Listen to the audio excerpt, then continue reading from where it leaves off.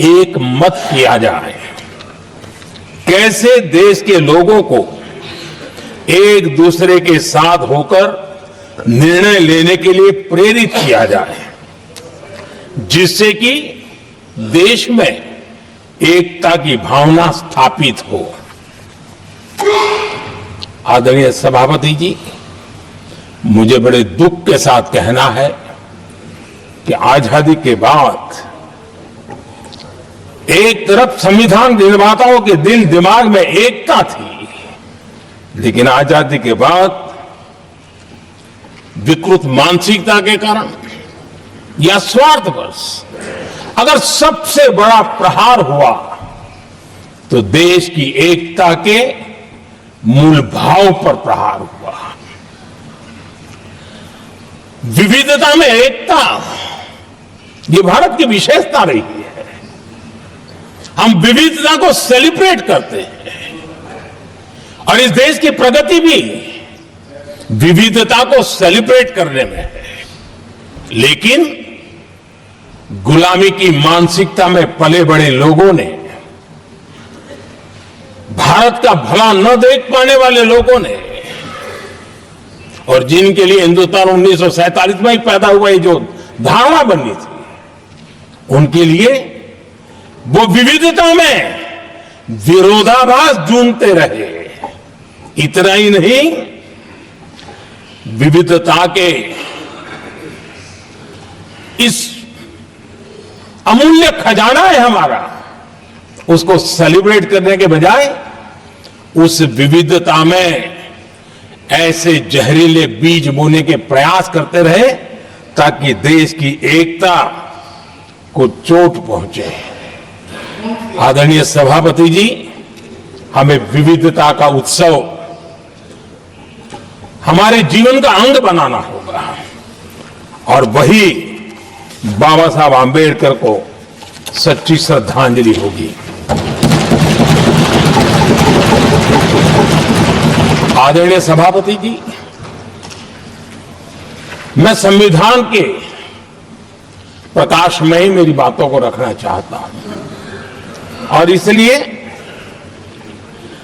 अगर आप हमारी नीतियों को देखेंगे, पिछले 10 साल देश की जनता ने हमें जो सेवा करने का मौका दिया है,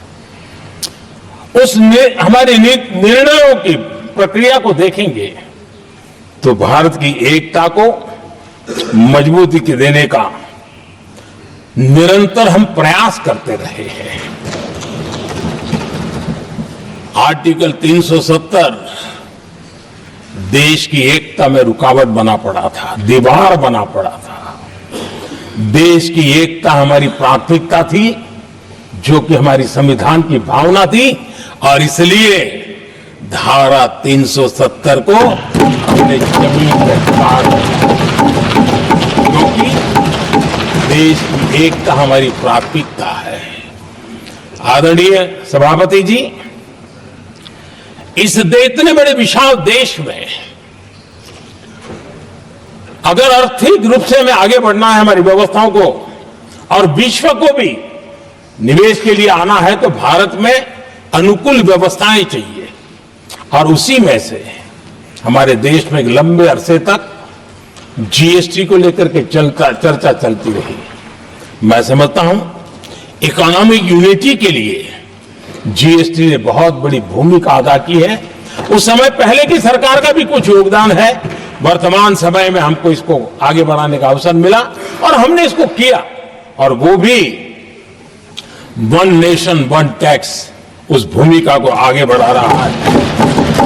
आदरणीय सभापति जी, हमारे देश में राशन कार्ड गरीब के लिए बहुत बड़ी मूल्यवान दस्तावेज रहा है, लेकिन गरीब अगर एक राज्य से दूसरे राज्य जाता था तो गरीब कुछ भी उसके प्राप्त करने का हकदार नहीं बनता था।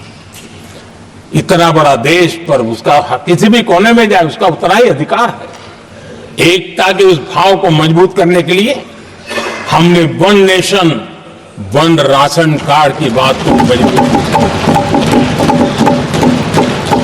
आदरणीय सभापति जी, देश के गरीब को देश के सामान्य नागरिक को अगर मुफ्त में इलाज मिले तो गरीबी से लड़ने की उसकी ताकत अनेक गुना बढ़ जाती है। लेकिन उसके लिए जहां वो काम करता है वहां पर तो मिल जाए, लेकिन किसी काम बस वो बाहर गया है और वहां पर वो जीवन और मृत्यु की लड़ाई लड़ता हो, ऐसे समय अगर उसको सुविधा नहीं मिलेगी तो व्यवस्था किस काम की। और इसलिए देश की एकता के मंत्र को जीने वाले हम लोगों ने ये तय किया कि one nation one health card, और इसलिए हमने आयुष्मान भारत योजना बनाई।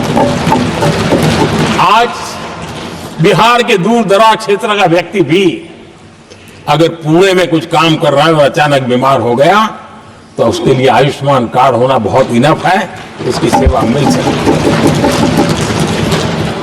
आदरणीय सभापति जी, हम जानते हैं देश में कई बार ऐसा हुआ कि देश के एक हिस्से में बिजली थी लेकिन बिजली सप्लाई नहीं हो रही थी और उसके कारण दूसरे इलाके में अंधेरा था।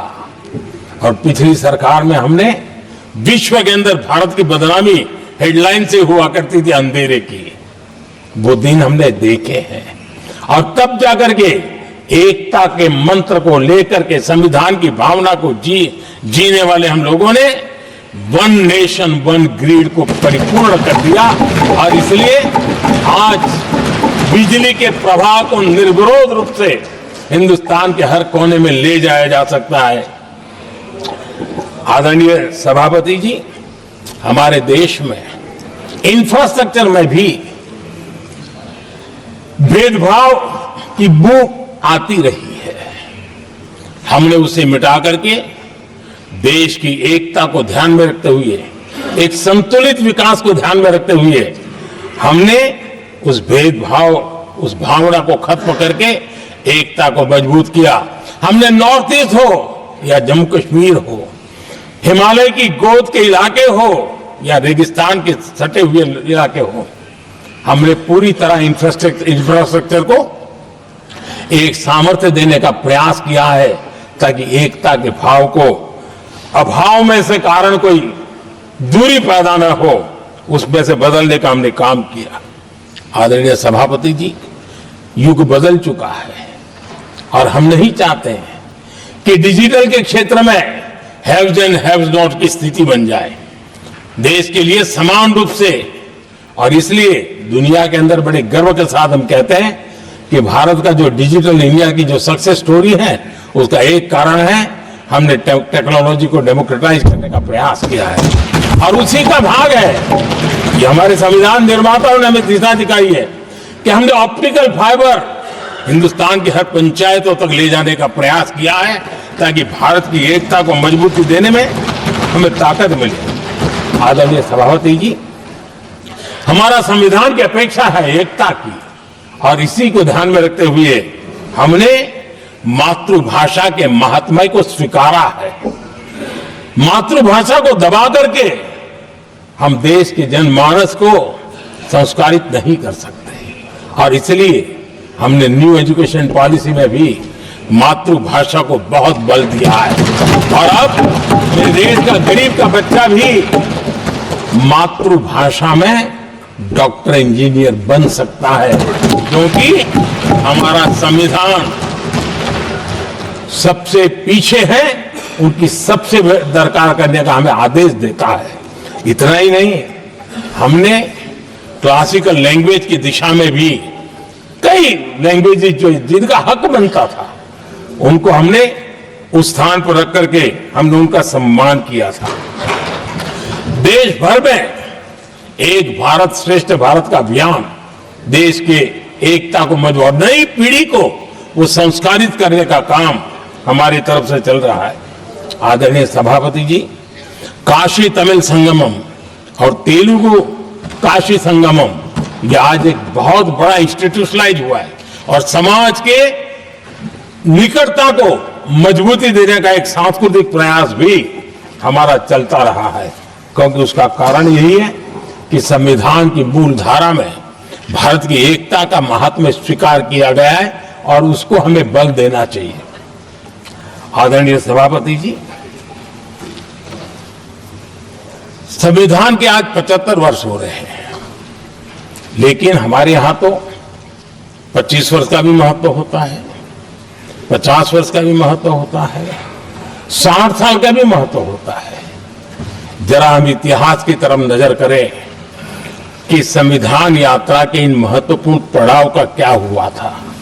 जब देश संविधान के 25